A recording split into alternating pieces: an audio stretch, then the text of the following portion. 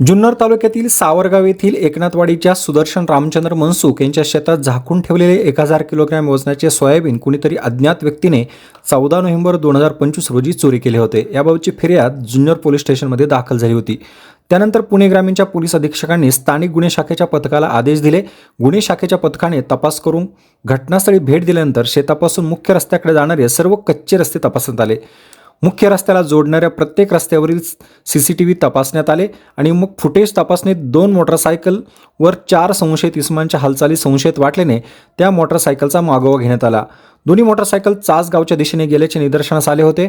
त्या आधारे पथकाने गोपनीय बातमीदारांमार्फत मोटरसायकलवर त्यावरील संशयितांना ताब्यात घेऊन माहिती घेतली। त्यानुसार मोटरसायकलीवरील इसम एक सागर रमेश जाधव वय वर्ष 22, समीर संतोष भालेकर वय वर्ष 21, आकाश बाळशीराम काळे वय वर्ष 19 आणि दीपक गौतम काळे वय वर्ष 26 सर्व राहणार वडाचीवाडी चास तालुका आंबेगाव जिल्हा पुणे येथील असून त्यांनी गुन्हा केला असल्याचं उघडकीस आलं आहे।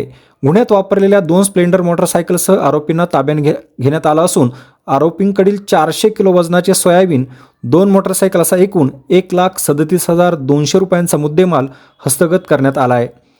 आरोपींना न्यायालयात हजर केले असता त्यांना 28 नोव्हेंबरपर्यंतची पोलीस कोठडी मंजूर करण्यात आली आहे।